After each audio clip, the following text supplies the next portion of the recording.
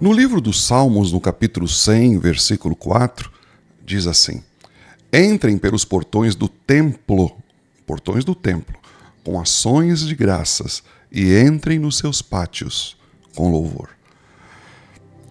Quando a gente chega no Evangelho de João, a gente encontra o terceiro dos 7 eu sou. A Bíblia coloca que Jesus, ele é a porta das ovelhas. Ele diz, eu sou a porta das ovelhas, não é? Você veja que o templo de Jerusalém, nos dias de Jesus, foi reformado por Herodes, não é? Mas ele já tinha, desde os dias de Salomão, muros muito altos. O pátio era separado da parte externa do templo por um muro, não é? E também foi assim nos dias de Herodes. Então, havia um muro muito alto, intransponível, que separava o ser humano que era absolutamente pecador do Deus que era absolutamente santo, sabe? Da mesma forma, lá dentro do tabernáculo, que tinha 2 cômodos, não é? 2 aposentos, havia também um véu espesso, que era mais ou menos de quase 10 centímetros de espessura, que fazia divisão entre o santuário e o lugar santíssimo, sabe? Mas é bastante interessante que quando Jesus ele deu o seu último suspiro na cruz e a sua cabeça tombou, surpreendentemente, a Bíblia relata que o véu do templo se rasgou de cima para baixo, sabe? Então, Jesus é essa porta por meio do qual é possível você ir das trevas para a sua maravilhosa luz. É possível você vir da condenação para a salvação. É possível você vir do mundo dos mortos para o mundo dos vivos. Para o mundo dos vivos. Do pecado para a graça, não é? Da culpa para o perdão. É possível agora. Ou seja, Jesus ele deixa claro que até então não tinha nenhuma outra passagem, não tinha nenhum outro acesso a não ser essa porta personificada por Jesus. E é como Pedro, ele bem declarou ao Sinédrio quando foi preso, não é? Ele falou assim, olha, não há salvação em nenhum outro, porque abaixo do céu não existe outro nome dado entre os homens pelo qual importa que sejamos salvos. Nenhum outro pode fazer com que a gente tenha acesso a Deus. Todos os outros são todos becos sem saída, ruas sem saída. Se você for por Maria, você não chega. Por Pedro, por João, seja por quem for, você não tem acesso a Deus. O único que dá esse acesso é Jesus. Ele é a porta. Mais tarde, no Evangelho de João, então Jesus ele foi muito decisivo numa linguagem assim muito escancarada e clara.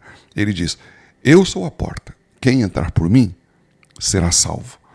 Ou seja, do outro lado da porta, aqueles que entraram, eles têm que acenar para as pessoas para que elas venham, porque elas estão constantemente buscando por portas que não dão em nada.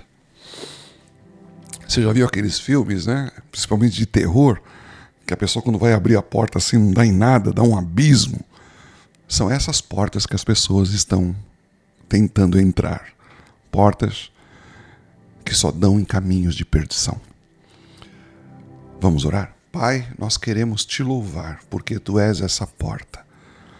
É maravilhoso saber, meu Deus, que por ti, Jesus, qualquer homem absolutamente pecador também pode agora encontrar-se com um Deus absolutamente santo. Porque através de ti, quando nós passamos por ti, os nossos pecados ficam do lado de fora. Eles são apagados pelo sangue de Jesus. A tua graça se torna agora o meu ingresso, a minha entrada, e a tua justiça nos cobre. Eu quero louvar-te por isso, Senhor. Muito obrigado. Porque agora não existe nada entre nós e Deus que possa impedir que a gente tenha acesso. Mas nós podemos entrar agora com ousadia, justamente pelo fato de que Jesus, ele é a porta. Senhor, ajude-nos também, meu Deus, que nós não sejamos tão egoístas a ponto de depois termos entrado, a gente olhar as pessoas procurando por portas tão erradas por caminhos tão tortuosos e simplesmente não fazer nada. Ajude-nos, por favor, Senhor, que nós tenhamos um coração que se comove pelas pessoas que se perdem. Que nós tenhamos um ouvido, Senhor, que possa escutar o clamor daqueles que estão caindo, Senhor, no abismo da perdição. Por favor, ajuda-nos nisso, Senhor. E que nós sejamos aqueles que acenem para as pessoas, para que elas venham para essa porta, a qual é o Senhor Jesus, a porta das ovelhas. Eu te louvo e te agradeço, em nome de Jesus. Amém. Se você gostou desse devocional, compartilhe. Seria muito legal ver um comentário seu, não é? Dizer assim, não, pastor, foi bênção. Isso nos motiva, sabe? Isso nos incentiva. Eu não quero sentir aqui que estou falando ao vento, não é? Eu sei que existem pessoas aí que ouvem. Mas tire um tempinho para comentar, tá certo? E dizer assim, olha, foi bênção, pastor. Não foi bênção. Dê o seu like ou o seu dislike. Faça o que for, mas, não é? Faça alguma coisa, tá bom? E principalmente compartilhe. Deus abençoe você. Deus abençoe o seu dia.